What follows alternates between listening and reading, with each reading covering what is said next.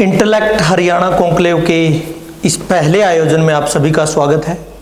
आज हमारे साथ जो हस्ती मौजूद है, कृष्ण मलिक जी, हरियाणवी सिनेमा में, हरियाणवी कला के क्षेत्र में एक अच्छा नाम है। बहुत सारी वेब सीरीज, हरियाणा ही नहीं बॉलीवुड की मूवीज़ में भी वो काम कर चुके हैं। मैं आपको सर का थोड़ा परिचय दे दूं। कृष्ण मलिक जी ने पीयू से, पंजाब यूनिवर्सिटी से इंडियन थिएटर में एमए किया है और वर्तमान में वो कर्ण पब्लिक स्कूल करनाल में प्रिंसिपल के पद पर कार्यरत हैं। सर बहुत बहुत स्वागत है आपका। बहुत बहुत धन्यवाद आपका। सर, वर्तमान में आपके कौन कौन से प्रोजेक्ट हरियाणवी सिनेमा में चले हुए हैं? वर्तमान में पहले तो आप सब लोगों का बहुत बहुत धन्यवाद, आपने मुझे यहाँ आमंत्रित किया। मैं अदना सा कलाकार हूँ, अदना सा व्यक्ति हूँ। बहुत बहुत धन्यवाद कुलदीप जी, अमनदीप जी, पांडे जी का मैं बहुत शुक्रगुजार हूँ कि मेरे को करनाल से यहाँ पर लेकर के आए हैं। हरियाणवी प्रोजेक्ट मेरे सबसे अभी जो चल रहे हैं उसमें सबसे पहले तो अभी दिसंबर में हमारा एक प्रोजेक्ट रिलीज़ हुआ है, वो है अपना कांड 2010 मिर्चपुर में कांड हुआ था, उसके ऊपर आधारित ये है, वो चल रहा है। और अभी 15 तारीख को हमारा एक और शॉर्ट फिल्म है, वो रिलीज़ हो रही है, उसका नाम है डीसी रेट से सब वाकिफ़ हैं। और उसके बाद चौपाल पर जो है वो मेरे 2 प्रोजेक्ट आने वाले हैं। एक तो है अभी तो पार्टी शुरू हुई है, एक बड़ा प्रोजेक्ट है, दिल्ली के एक प्रोड्यूसर हैं, उन्होंने उसको बनाया है। और उसके अलावा एक चौथा जो मेरा प्रोजेक्ट है वो है भगत सिंह के ऊपर है, भगत सिंह एक अमर गाथा, वो वहाँ पर रिलीज़ होने वाले हैं। और इसके अलावा 3-4 प्रोजेक्ट्स और हैं जो स्ट्रीम लाइन में हैं और जल्द ही वो भी स्टेज ऐप पर या चौपाल पर वो रिलीज़ होंगे। जी, आपने हिंदी फिल्मों एक था भुजंग और एसपी चौहान में भी काम किया है। जी, जिम्मी शेरगिल की जो मूवी थी। जी। कितना अंतर देखते हैं सर हरियाणा के सिनेमा में और जो बॉलीवुड का सिनेमा है, बॉलीवुड में जो मूवीज़ बनती है, फिल्में बनती है, उनमें और हरियाणा में जो वर्तमान में बन रही है, उनमें कितना अंतर मानते हैं आप? देखिए, जो बॉलीवुड का सिनेमा है वो हरियाणा सिनेमा के साथ अगर उसकी तुलना करते हैं तो वो बहुत बड़ा सिनेमा है जी। बहुत उनके पास बहुत बड़ा बजट होता है। और हरियाणवी सिनेमा में सबसे बड़ी जो दिक्कत है कि वहाँ पर बजट नहीं है, पैसा नहीं है। इस वजह से कहीं ना कहीं हम उनसे पिछड़ जाते हैं टेक्नोलॉजी के आधार पर या और दूसरे इश्यूज़ के आधार पर। ये मेन अंतर है कि पैसा नहीं है। और प्रोफेशनलिज्म की बात करें तो हरियाणा का सिनेमा अब डेवलप कर रहा है। हम ये नहीं कह सकते कि हरियाणा का सिनेमा जो है वो पिछड़ा हुआ है। बहुत सारे नए लोग आ रहे हैं और एक्सपेरिमेंट्स किए जा रहे हैं। और हरियाणा का सिनेमा बहुत समय दूर नहीं है जब हरियाणा का सिनेमा भी बॉलीवुड से टक्कर ले लेगा। हमें मतलब इसमें ये ज़रूरत ये है कि हमें कुछ लोग ऐसे चाहिए जो पैसा लगाने वाले हों, जो हरियाणा की संस्कृति को समझते हों, हरियाणा की जो ज़रूरतें हैं उनको समझते हों। तो वो दिन दूर नहीं है कि हरियाणा सिनेमा की भी तूती बोलेगी हमारे पूरे हरियाणा में ही नहीं बल्कि पूरे विश्व में। और पूरे ऐसी ऐसी स्टोरीज़ हैं हमारे हरियाणा में, ऐसी ऐसी कहानियाँ हैं जिनका कहीं जिक्र ही नहीं होता है। अगर उन कहानियों को उठा करके हम चलेंगे और अच्छे बजट के साथ चलेंगे, अच्छे आर्टिस्ट को लेकर के चलेंगे, नई टेक्नोलॉजी, नया कैमरा जो आजकल चल रहे हैं उनको लेकर के चलेंगे तो हरियाणा सिनेमा आगे आने वाला है, बहुत जल्द आगे आने वाला है। जी, आपने जिक्र किया कि बॉलीवुड में और हरियाणा के सिनेमा में बहुत अंतर है, बजट का काफ़ी अंतर है और अन्य चीज़ों का भी। लेकिन एक समय था जब हम बचपन में थे, छोटे थे, तो हमने देखा था कि बॉलीवुड वाले हरियाणा में आते थे फिल्में बनाने के लिए। लाडो एक उसका बहुत बड़ा उदाहरण है जी। और वो बहुत ज़्यादा चली थी फिल्म जी। उस टाइम में। हरियाणा की रागनी मतलब देश विदेश में धूम मचाई थी उस रागनी ने, वो समय था।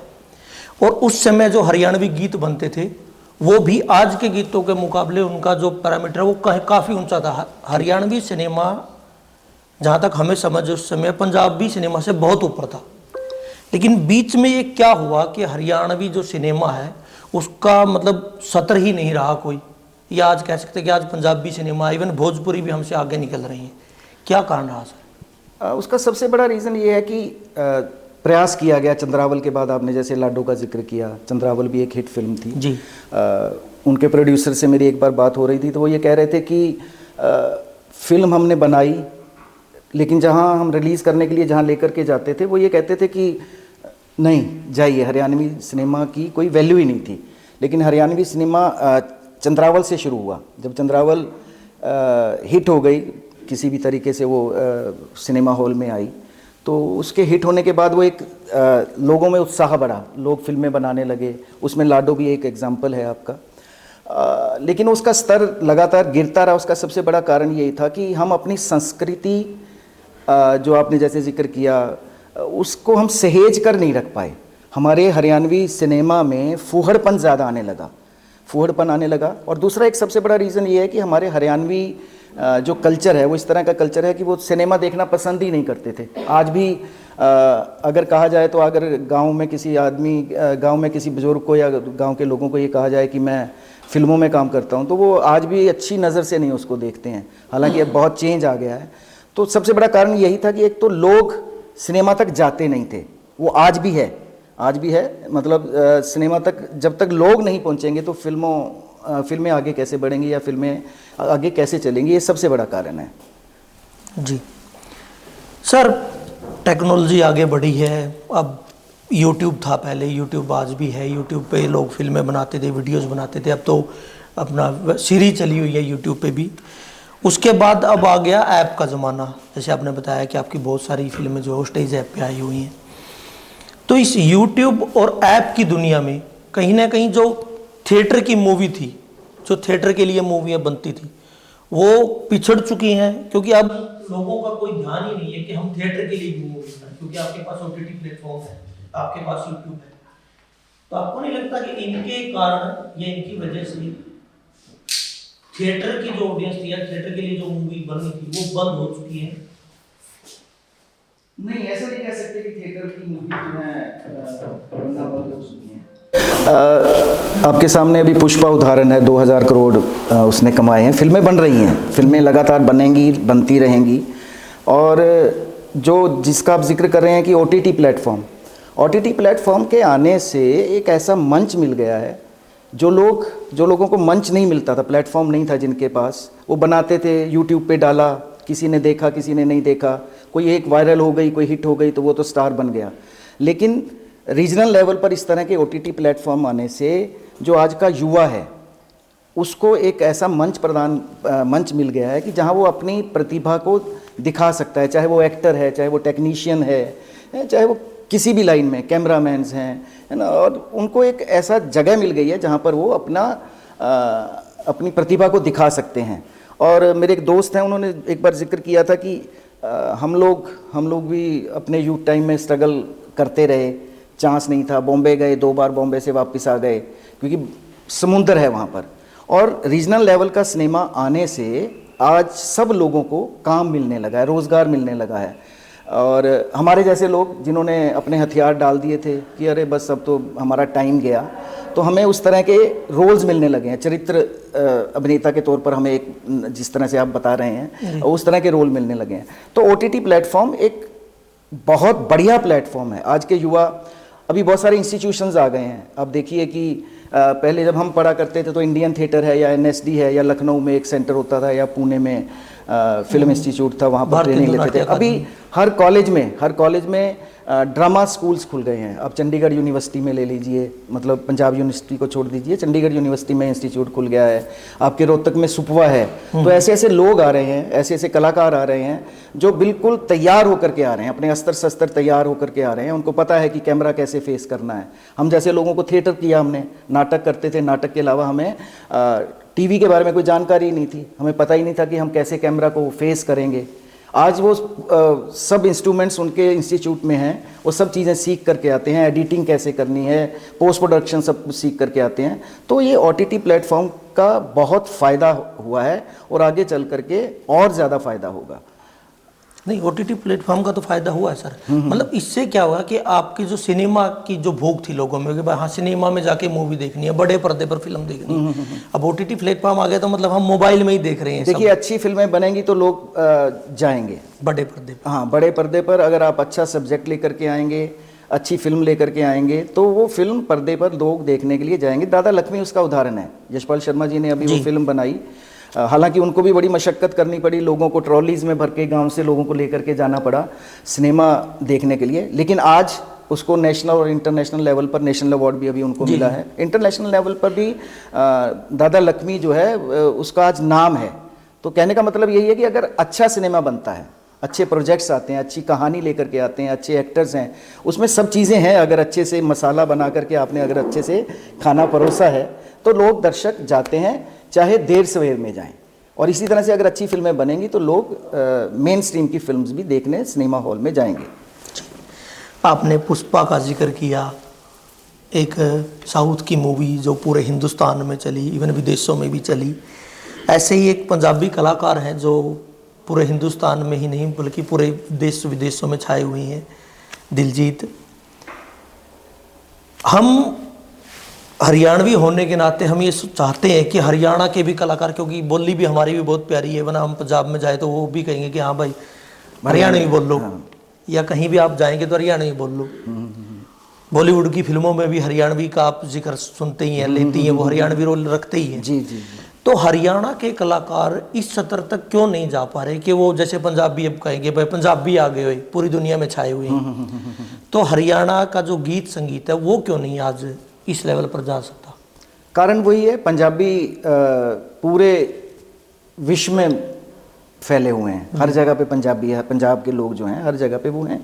और इसी वजह से जो पंजाब का आर्टिस्ट अगर कहीं विदेशों में जा कर के गाता है, अंतर्राष्ट्रीय स्तर पर जाता है, तो उनको जगह मिलती है। हमारे हरियाणा के लोग अभी जाना शुरू हुए हैं, विदेशों में जाना शुरू हुए हैं। बहुत कम लोग पहले विदेशों में जाना प्रेफर करते थे, धीरे धीरे ये भी बदलेगा। और थोड़ा सा वही बात है कि आप क्या दे रहे हैं, क्या प्रस्तुत कर रहे हैं, क्या परोस रहे हैं दर्शकों को, वो बहुत ज़रूरी है।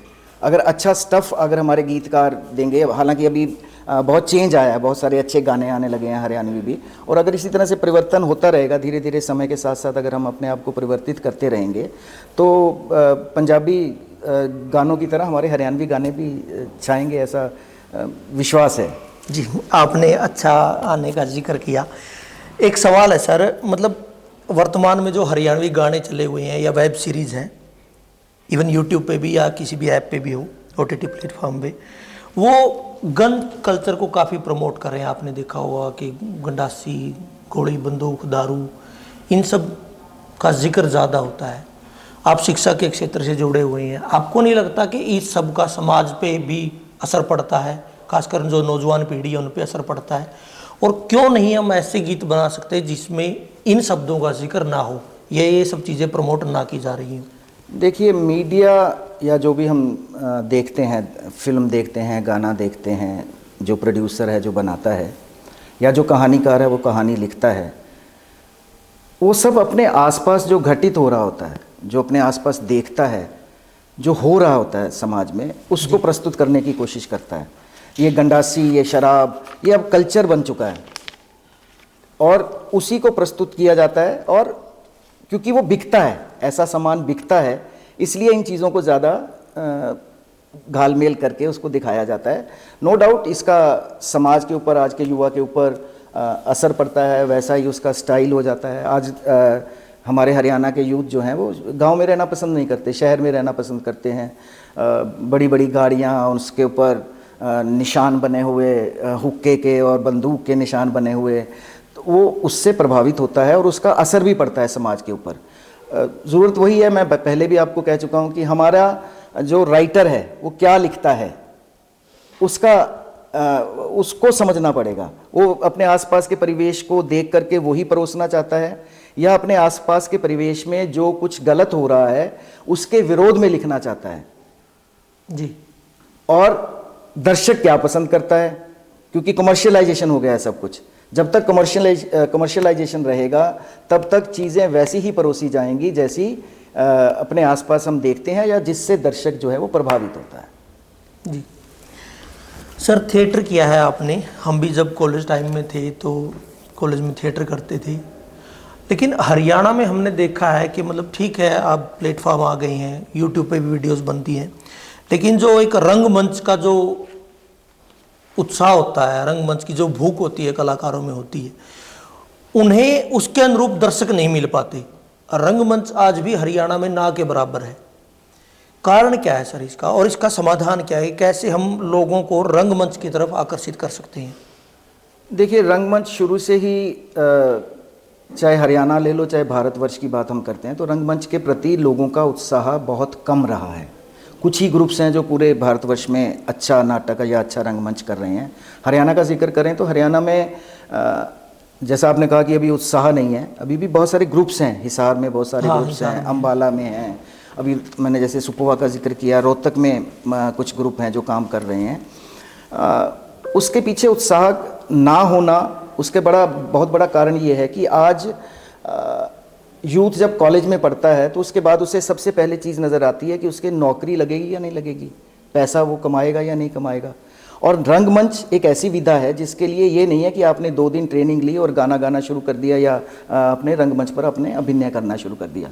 एक लंबा प्रोसेस है, एक मुसलसल दौड़ है। वो आपको 1 महीना, 2 महीना, 4 महीने, कई बार तो आपको 5-5, 6-6 महीने प्रैक्टिस करनी पड़ जाती है। और उसके लिए एक प्ले के लिए जी, उसमें आपका गायन भी है, उसमें आपका नृत्य भी आपने दिखाना है, हर तरह से उस एक्टर को ट्रेंड किया जाता है। तो वो समय 6 महीने आपको लगाना, और अगर अच्छा नाटक प्रस्तुत करना है तो आपको उसके लिए समय भी देना पड़ेगा। मतलब एक दिन में 4 घंटे 5 घंटे मिनिमम आप प्रैक्टिस करेंगे, तब जा करके वो नाटक खड़ा हो पाएगा। तो ऐसे में क्या होता है कि हर आदमी भागम दौड़ की ज़िंदगी से जूझ रहा है कि फटाफट एक आपके, ये आपने जैसे अभी बताया कि रील आ गई हैं, फटाफट ज़िंदगी बन गई है। फटाफट मैं ये कर लूँ, फटाफट मैं जाना है, अच्छा जी मेरे पास टाइम नहीं है, मैं बस पकड़नी है, स्कूल जाना है, स्कूल से जाकर मैंने फटाफट, टीचर जाता है, मैंने फटाफट क्लास लेनी है, दूसरी क्लास में जाना है, फटाफट की ज़िंदगी हो गई है। अब कड़ी मेहनत कोई करना नहीं चाहता, अभ्यास कोई करना नहीं चाहता। तो उसके पीछे एक लंबी वो अभ्यास है, लंबा समय लगता है।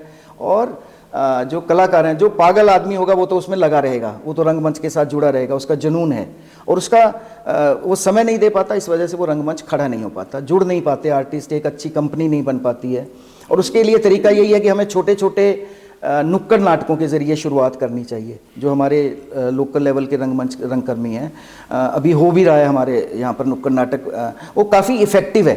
अगर हम छोटे छोटे नुक्कड़ नाटक करेंगे, कहीं जगह जगह पर जाकर के जो हमारे इश्यूज़ हैं, सोशल इश्यूज़ हैं, उनको लेकर के बातचीत करेंगे, तो धीरे धीरे टेस्ट भी डेवलप होगा, आर्टिस्ट भी खड़े होंगे, और कहीं ना कहीं एक संगठन बनेगा और वो नाटक कर पाएंगे।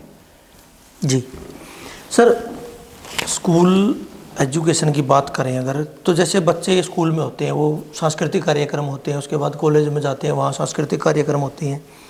वैसे ही स्कूलों में खेल उत्सव होते हैं, पढ़ाई से रिलेटेड कंपटीशन के एग्ज़ाम होते हैं, लेकिन क्या सरकार कोई भी ऐसा आयोजन नहीं कर पा रही है, या इस तरफ ध्यान नहीं दिया जा रहा कि हम स्कूल में ही बच्चों को रंगमंच की तरफ आकर्षित करें? उनके मतलब जैसे अभी 15 अगस्त हो गया, 26 जनवरी हो गई, उन पे जो सांस्कृतिक कार्यक्रम, हमें लगता है ऐसा कि जो पहले मतलब आयोजन होता था अच्छे खासे बड़े लेवल पे, और बच्चे उसमें रुचि लेकर पार्टिसिपेट करते थे, समय के साथ ये चीज़ें बढ़नी चाहिए थी, लेकिन ये घट रही है। अब बच्चों का उस तरफ ध्यान नहीं जा रहा, तो इसका कारण क्या है सर? या तो मतलब उनका खुद मन नहीं कर रहा, या फिर उस प्रकार की व्यवस्थाएं नहीं मिल रही? दोनों चीज़ें हैं, व्यवस्थाएं नहीं हैं, बच्चे बिजी हो गए हैं। आज माता पिता ये चाहते हैं कि इधर उधर की एक्टिविटीज़ ना करें, सिर्फ और सिर्फ पढ़ाई करें। हमारा तो नाटक होने करता। हाँ भाई, आप पहले वो कहते थे ना, पढ़ोगे लिखोगे बनोगे नवाब, खेलोगे कूदोगे होगे खराब। खेल कूद में अच्छे प्रदर्शन होने लगे हैं, खेल कूद में लोगों का इंटरेस्ट बढ़ने लगा है। लेकिन इस तरह के कार्यक्रमों में मैंने जैसे पहले भी कहा कि जब तक ज़मीनी स्तर पर इंटरेस्ट नहीं क्रिएट किया जाएगा, आज टीचर्स के पास भी समय नहीं है, आप कह रहे हो ना, स्कूल या कॉलेजेस में, इंस्टीट्यूशंस में, उनके ऊपर भी इतना दबाव रहता है कि आपका कितने बच्चे परसेंटेज, कितने बच्चे पास हो रहे हैं, कितने फेल हो रहे हैं, कितने ग्रेड ए आ रहा है, कितना ग्रेड बी आ रहा है। आज का टीचर जो है वो एक तरह से, मैं शिक्षण संस्थान से जुड़ा हुआ हूँ, आज का टीचर जो है वो एक तरह से मजदूर बन करके रह गया है। तो जो दूसरी जो क्रिएटिव एक्टिविटीज़ हैं उसकी तरफ वो टीचर का ध्यान ही नहीं जाता। वो कहता है यार अगर मैं ये वाला काम करवाने लग जाऊंगा तो पढ़ाई कौन करवाएगा, और मेरा जो सर्टिफिकेट बनना है वो इसी बेस पे बनना है कि कितने बच्चे IITN बने हैं, कितने बच्चे NET क्लियर किया है। तो इस वजह से भी इंस्टीट्यूशंस में जो है वो रुझान कम होता जा रहा है। और माँ बाप तो है ही हैं, माँ बाप भी यही कहते हैं बेटा इन फिजूल के कामों में क्या रखा है, छोड़ना पड़े तो पढ़ाई कर ले, ये काम नहीं आने हैं तेरे, कहीं भी काम नहीं आने हैं। हम भी थिएटर किया करते थे, नाटक किया करते थे, लेकिन हमारे माँ बाप ने कभी प्रमोट थोड़ा किया, उन्होंने ये थोड़ा किया बेटा बहुत बढ़िया तू तो बहुत अच्छा एक्टर है, तू तो फिल्मों में आएगा, ये फिल्मों का नाम लेते ही जूता उठा लेते थे, पढ़ लेना। आज भी वही स्थिति है। सिर्फ और सिर्फ क्या है, ज़मीनी लेवल से, जैसे आपने कहा कि सरकार क्या काम कर सकती है, अगर सरकार एक सब्जेक्ट के तौर पर थिएटर को अगर शुरू कर देती है तो वो नर्सरी से ही बच्चों को नाटक करवाए जाने लगे, उनके भी उसके हिसाब से उनके वो होने लगे, और फिल्में दिखाई जाने, अच्छी फिल्में बच्चों को दिखाई जाएं। पहले मुझे याद है जब हम छोटे हुआ करते थे तो पब्लिक रिलेशन डिपार्टमेंट वाले एक वैन लेकर के आया करते थे, सफ़ेद पर्दा लगा दिया करते थे दीवार पे और फिल्में दिखाया करते थे, मतलब देशभक्ति की फिल्में या और दूसरी फिल्में जो अच्छी फिल्में कही जाती थी वो फिल्में दिखाते थे। तो उसी से धीरे धीरे हमारा इंटरेस्ट बना, फिल्में देखना शुरू किया। मैं आपके बाई चांस कलायत में यहाँ पर एक बार मैं ड्रामा करके गया था, सन 80 की बात है, 79 में, गवर्नमेंट स्कूल हुआ करता था, मुझे पता नहीं कहाँ है, और हम नरवाना में मैं पढ़ा करता था जी, है ना, नरवाना आर्य सीनियर सेकेंडरी स्कूल में हम नाटक करने यहाँ पर आए। तो मैं क्या बात करना चाह रहा था यहाँ पे कि जब तक हम स्कूल में शुरुआत से नाटक की शुरुआत नहीं करेंगे, मतलब स्कूल में एज ए सब्जेक्ट उसकी शुरुआत नहीं करेंगे, हालांकि बहुत प्रयास चल रहा है, बहुत सारे लोग लगे हुए हैं और सरकार ने भी इस बात का आश्वासन दिया है कि हम बहुत जल्द जो है थिएटर जो है एज ए सब्जेक्ट उसको शुरू करेंगे। अगर वो शुरू हो जाता है तो वो कंपलसरी हो जाएगा, जैसे आपको फिजिक्स केमिस्ट्री वो सब पढ़ना है तो उसी तरह से आपको थिएटर भी पढ़ना पड़ेगा। थिएटर बहुत वास्ट सब्जेक्ट है और उसके अंदर जब बच्चा चला जाएगा, उसमें घुस जाएगा तो ऑटोमेटिकली उसमें इंटरेस्ट बनेगा और एक नई पीढ़ी थिएटर को लेकर के आएगी और थिएटर डेवलप होगा। जब हम पढ़ते थे सर कॉलेज में, हमें भी लगता कि हम भी सिनेमा में जाएंगे और थिएटर करेंगे, तो हमारे जो सीनियर होते थे वो कहते थे कि एक बात बार बार सुनने को मिलती थी कि थिएटर तक कौन चलता, मतलब कितनी वास्तविकता है इस बात में। और जो थिएटर से जुड़े हुए कलाकार हैं, क्या वो सच में आज भी सफ़र कर रहे हैं, या कि आज जब ये OTT प्लेटफार्म आ गए उनको हाँ ठीक ठाक एक काम मिला है? ये तो बिल्कुल इसमें 100% सच्चाई है कि थिएटर पेट नहीं भरता साहब। जुनून है, पागलपन है तो आप थिएटर करके अपने आप को जीवित रख सकते हैं, क्योंकि आपके अंदर वो खून थिएटर का नशा दौड़ रहा है आपके अंदर, आप नशेड़ी हो गए हैं उसके। और अगर आपके अंदर वो जुनून नहीं है, नशा नहीं है, तो आपका पेट नहीं भर सकता, थिएटर नहीं भरता। हालांकि ये आप बार बार बात वही हो रही है, मैं बिल्कुल स्पष्ट बात कहूँगा कि OTT प्लेटफॉर्म आने के बाद मैंने अभी कहा कि लोगों को काम मिलने लगा है, लोगों को रोज़गार मिलने लगा है, लोगों को पैसा मिलने लगा है, लेकिन स्थिति अभी थिएटर जैसी ही है, थिएटर से भी बदतर है, रंगमंच से भी बदतर है। आर्टिस्ट को पैसा देने के नाम पर प्रोड्यूसर हमेशा ये कह देता है कि वैसा बजट नहीं है हमारे पास, बजट नहीं है, बस पैसे की बात ना करो। अगर आपने 1000, 2000, 5000 रुपये फालतू मांग लिए तो वो देखते हैं यार कुलदीप जी बढ़िया लग रहे हैं इसकी जगह, तो कुलदीप जी को हम ले लेंगे। तो ये सच्चाई है, थिएटर जो है वो पेट नहीं भरता है, लंबा प्रोसेस है ना, और कोई आपको उसके लिए प्रोड्यूसर नहीं मिलता है, कोई आपको स्पॉन्सर नहीं मिलता है, और तो और दर्शक ही नहीं है। तो इस वजह से बहुत ज़मीनी स्तर पर काम करने की ज़रूरत है। और एजुकेशन के अंदर जब तक, जैसे NSD हमारा दिल्ली में काम कर रहा है, एक और इंस्टीट्यूट है उसका नाम है टाई, थिएटर इन एजुकेशन, वो बच्चों को थिएटर करवाता है, बच्चों का थिएटर करवाता है। और उससे क्या होता है कि वो जो बच्चे हर साल वहाँ पर सीखने के लिए आते हैं, वो एक हर साल नए बच्चे तैयार हो रहे हैं थिएटर के लिए, और वही लोग हैं, वही लोग फिर बॉम्बे में जा कर के या दिल्ली में या उसके आसपास के क्षेत्रों में अपना वो थिएटर कर रहे हैं जी। हाँ, लेकिन सर सच्चाई तो ये भी है ना, जैसे आपने कहा कि थिएटर के कलाकारों को हरियाणा में या कहीं भी पैसे नहीं मिलते, लेकिन अगर आप देखें सिनेमा जगत में भी जितने भी एक अच्छी मूवी बनी है, जो भी अच्छी मूवी बनी है, और उसमें भी एक जो अच्छा किरदार जिसने भी निभाया है, अगर हम नाम लें, चाहे वो नसरुद्दीन शाह हो, अनुपम खेर हो या इरफान खान हो, वो सब थिएटर से ही जुड़े हुए थे। मतलब वो हमेशा कहते थे कि हम हीरो नहीं हैं, हम एक्टर हैं, और जो एक्टर हुआ थिएटर से जुड़ के ही वो अच्छा एक एक्टर बना पाया है। हाँ, हीरो तो कोई भी हो जाता आज के टाइम में। अब समय बदल गया है, एक पैरेलल सिनेमा चल रहा है। जैसे आपने नवाजुद्दीन का नाम लिया, इरफान का नाम लिया, नसीरुद्दीन शाह जी का नाम लिया। पैरेलल सिनेमा हमेशा शुरू से चलता आ रहा है ना। अभी क्या है कि जो थिएटर से जुड़े हुए लोग जो सिनेमा में जा रहे हैं वो बिल्कुल ट्रेंड आर्टिस्ट हैं। वो अपने आप को ये नहीं कहते कि हम हीरो हैं। अब वो ज़माना लग गया जी कि जब चॉकलेटी हीरो हुआ करते थे, है ना, पिता हीरो हैं तो उनका बेटा भी हीरो है और उनका बेटा भी हीरो है। हालांकि उनका आज भी वर्चस्व है पूरे फिल्म इंडस्ट्री के ऊपर, लेकिन पैरेलल सिनेमा आने की वजह से, अच्छी कहानियाँ आने की वजह से, अच्छे आर्टिस्ट जो थिएटर से पढ़ लिख करके वहाँ पर ट्रेंड आर्टिस्ट जो जाते हैं, उन्होंने अपना एक अलग से मुकाम बनाया है, अलग एक स्थान बनाया है और ये सिलसिला चलता रहेगा। मतलब ऐसा नहीं है कि थिएटर आर्टिस्ट के लिए जगह नहीं है। अगर मैं शुरू में वही बात की है कि अगर आप में लगन है, आप में जुनून है, अगर आप में पागलपन है, तो कोई भी मंच है, कहीं भी आप किसी भी फील्ड में हैं, अपना मुकाम आप हासिल कर लेंगे। सर कोई किस्सा जो स्कूल में जुड़ा हुआ हो या कहीं भी आप बाहर गए हो कि हाँ मैं आपको देखा है, आप फिल्मों में आती हैं, आप नाटक में आते हैं, कोई लगा हो कि हाँ यार अच्छा कर रही हैं, कि हाँ लोग जानते हैं? मैं पहले ही मैंने कहा कि मैं इतना बड़ा आर्टिस्ट तो हूँ नहीं कि लोग मुझे अभी पहचानने लगे हैं। अभी शुरुआत मैंने 2 साल 3 साल पहले ही शुरुआत की है। स्कूल का जैसे आपने जिक्र किया कि मैं अभी स्कूल में पढ़ा रहा हूँ, मैं वो बात आपको बताना चाह रहा था। मैंने रिटायरमेंट ले ली है और मेरे पास बाय चांस मेरा एक दोस्त फिल्म बनाता है बॉम्बे में, एकता भुजंग का आपने जिक्र किया, तो उसे लोकेशन चाहिए थी, स्कूल की लोकेशन चाहिए थी। वो तो कह रहे यार स्कूल में मैंने फ़िल्म बनानी है तो मुझे 20 दिन के लिए स्कूल चाहिए। तो मैं वहाँ पर प्रिंसिपल, ये सन 2014 की बात है, तो स्कूल में एज ए प्रिंसिपल काम कर रहा था। मुझे अमनदीप जी ने अभी जिक्र किया था कि मैं स्कूल का सुपरविज़न करता हूँ, अपने टीचर्स को और अपने प्रिंसिपल्स को फ्री छोड़ देता हूँ। वैसा ही मुझे फ्री छोड़ा गया था। तो मैंने आव देखा ना ताव, मैंने कहा कि आप मेरे स्कूल में शूटिंग कर लो।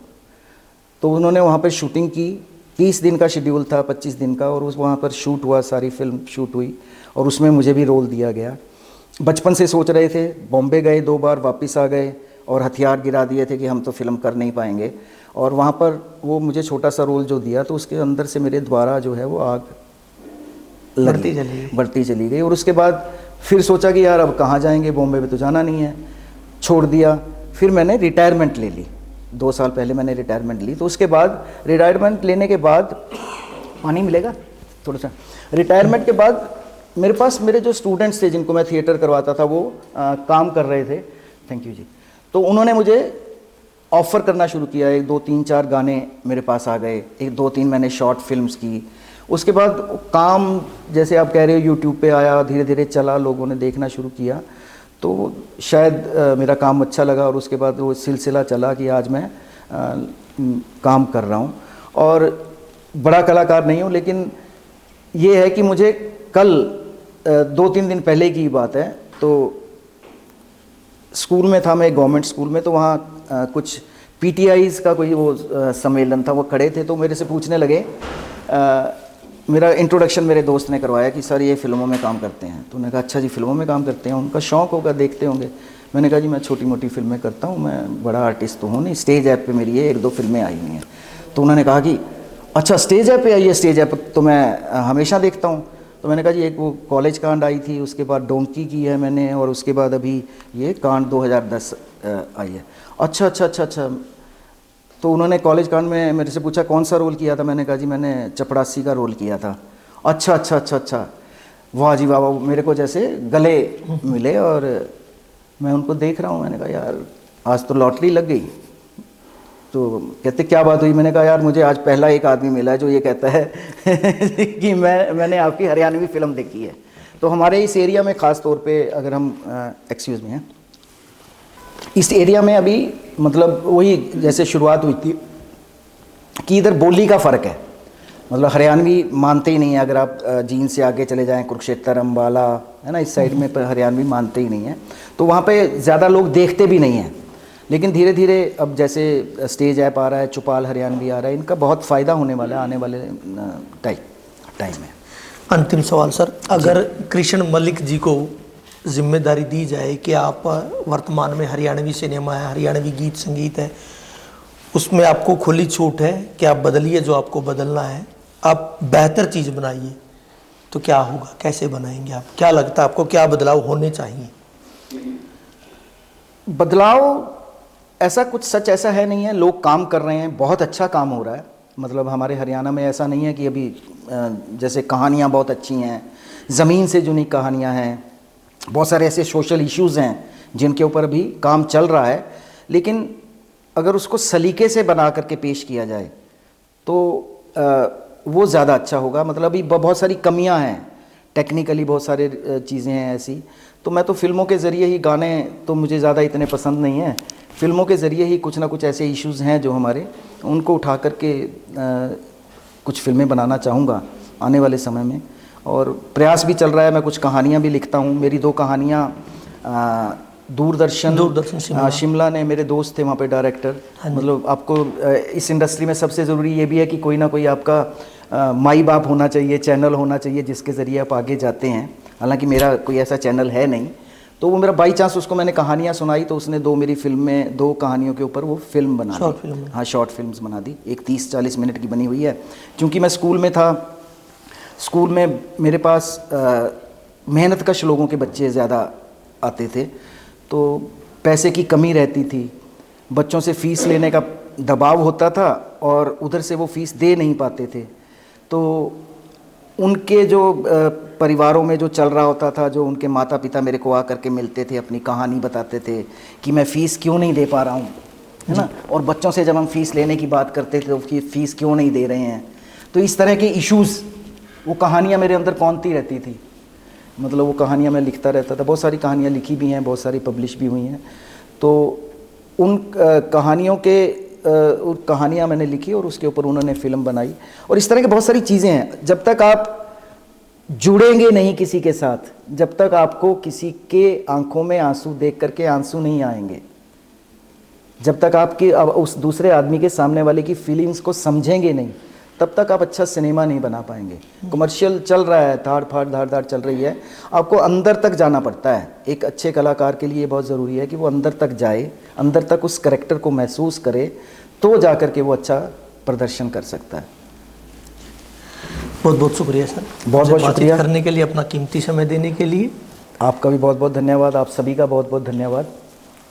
Thank you.